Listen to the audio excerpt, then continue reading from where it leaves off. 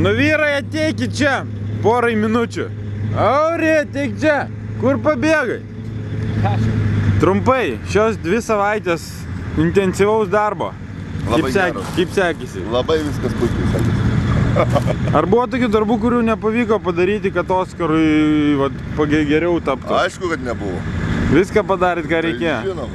Bet tai Lietuvoje jūs ten dabar jau kaip kažkokie stebukladariai. Tai aišku. O kokie buvo didžiausi pažeidimai?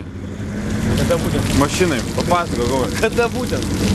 Nuo kada pradėsi? Nu šiaip, apskritai. Viskas, pagrindinės stogas. Nuo greičio mašina tyla. Pagrindinės stogas. Tai ką teko keisti ten? Važiuoklė kas nors atsitiko? Jo, važiuoklės, šarnyrai.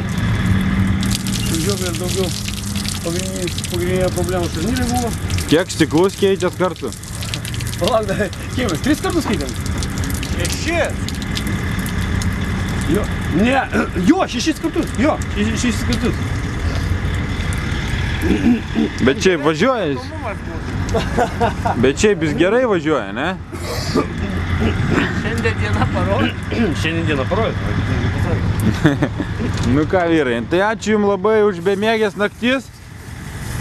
Dakaro fanai Lietuvoje jumis labai didžiuojasi.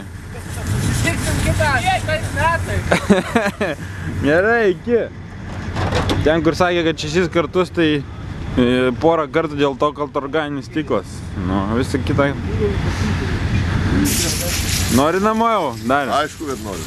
Prienai sakė, pirti ten viską ruošia. Viskas, aš mačiau komentarus. žemą startą šiandien. Mes su įdomu, tai apsiverkėm vakar, galvojom, sako, dar savaitę pabūt, patiko į pabaigą. Jau pabaigoj tai teko ir pamiegoti normaliai, ne? Pabaigoj teko. Nu va.